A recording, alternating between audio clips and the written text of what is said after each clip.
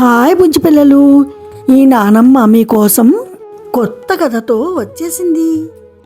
భరతుడు మన దేశాన్ని పరిపాలించారు కాబట్టి మన దేశానికి భారతదేశం అని పేరు వచ్చిందని చెప్పాను కదా. ఇప్పుడు భరతుని వంశంలో ఇంకొక రాజు కూడా పుట్టారు. ఇగో ఈ బుజ్జిబాబు, ఈయన పేరు శంతనుడు అనమాట. ఈయన పెరిగి పెద్దవాడైన తర్వాత ప్రజలందరినీ చక్కగా పరిపాలిస్తూ ఉండేవారు. ఒకరోజు శంతన మహారాజు అడవికి వేటకి వెళ్ళారట. బాగా వేటాడి అలిసిపోయి గంగా తీరం దగ్గర అలా కాసేపు విశ్రాంతి తీసుకున్నారట, అంటే రెస్ట్ తీసుకుంటున్నారన్నమాట. ఆ సమయంలో ఒక అందమైన అమ్మాయి బంగారం చీర కట్టుకుని మంచి మంచి నగలు పెట్టుకుని అలా వెళుతుంటే శంతన మహారాజు చూసి ఆశ్చర్యపోయారట. ఇక్కడ ఎవ్వరు కనిపించటం లేదు, ఈ అమ్మాయి ఒకటి ఇంత ధైర్యంగా ఇలా వచ్చిందేంటి, ఎవరి అమ్మాయి, నాగకన్య, దేవకన్య, ఎవరై ఉంటారు అని అనుకుంటుంటే ఆ అమ్మాయి దగ్గరకు వచ్చిందట. అప్పుడు శంతన మహారాజు, ఎవరవు నీవు అని అడిగితే, నేనెవరైతే నీకెందుకు, నేను నీకు నచ్చానా, అయితే నాకు కూడా నువ్వు నచ్చావు, మనమిద్దరము వివాహం చేసుకుందాము, కానీ నేను ఏ పని చేసినా ఎందుకు చేస్తున్నావు అని మాత్రం నన్ను అడగకూడదు, అలా నువ్వు ఎప్పుడు అడిగితే అప్పుడు నిన్ను వదిలి వెళ్ళిపోతాను అని చెప్పిందిట. సరే అని చెప్పి శంతన మహారాజు ఒప్పుకుని ఇద్దరు వివాహం చేసుకున్నారు, అంటే పెళ్లి చేసుకున్నారు. ఆవిడ ఎవరో కాదు, గంగన్నమాట, గంగాదేవి. కానీ ఈ విషయం శంతన మహారాజుకు తెలీదు. తర్వాత వారికి ఒక బాబు పుట్టాడు. గంగాదేవి ఆ బాబుని పాపం నదిలో వదిలేసిందిట. అలాగే శంతనుడికి గంగకు 7 కొడుకులు పుట్టారట. కానీ పుట్టిన వెంటనే గంగాదేవి పిల్లలందరినీ నదిలో వదిలేసి వచ్చేస్తోందన్నమాట. అది చూసి శంతన మహారాజు పాపం చాలా బాధపడ్డారట.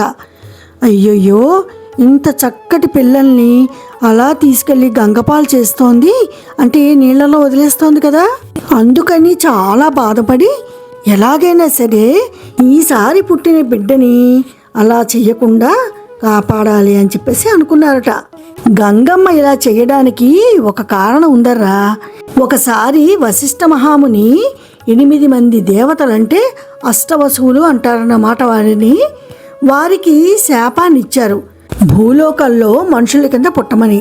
అప్పుడు గంగమ్మని వారు ప్రార్థిస్తే గంగమ్మకి శంతనుడికి కొడుకుల కింద పుట్టారన్నమాట. పుట్టిన వెంటనే నదిలో వదిలేయడం వల్ల వారు మళ్ళీ దేవతల కింద అయిపోతారు. ఒక్క కొడుకు మాత్రం పెరిగి పెద్దవాడవుతాడు అని చెప్పి చెప్తారన్నమాట. 8 మంది దేవతలు కదా మరి, అందుకని గంగమ్మ పుట్టిన పిల్లలందరినీ అలా నీటిలో వదిలేసింది తప్ప గంగమ్మ చెడ్డది కాదు. తను దేవతలకి ఈ రకంగా సాయం చేసిందన్నమాట. ఇక 8వసారి కొడుకు పుట్టగానే శంతన మహారాజు గంగమ్మ ఎక్కడ బాబుని తీసుకెళ్ళిపోతుందోనని గంగమ్మతో, నీకు దయ్యలేదా, ఎందుకు ఇలా చేస్తున్నావు అని గంగమ్మతో అన్నారట. కానీ గంగమ్మ ఏం చెప్పింది, ఎప్పుడైనా ఏ పని చేస్తున్నా నువ్వు ఎందుకు ఈ పని చేస్తున్నావు అని అడగకూడదు, అలా అడిగితే నేను వెళ్ళిపోతానని చెప్పింది కదా. అన్నట్లుగానే వెంటనే గంగమ్మ, నువ్వు నా పనికి అడ్డు వచ్చావు కాబట్టి ఇక నేను నీ దగ్గర ఉండను, నేను వెళ్ళిపోతాను, నేను ఎవరినో కాదు గంగను అని చెప్పి వెళ్ళిపోతుంది. తన భార్య గంగన విషయం కూడా శంతన మహారాజుకు తెలియదు. తనకు ఎంతో ఇష్టమైన గంగమ్మ వెళ్ళిపోతుంటే శంతన మహారాజు పాపం గంగాదేవిని బతిమాలారుట, నువ్వు నన్ను వదిలి వెళ్ళిపోవద్దు అని. కానీ గంగమ్మ వినిపించుకోలేదు, శంతన మహారాజుని వదిలిపెట్టి వెళ్ళిపోయిందిట.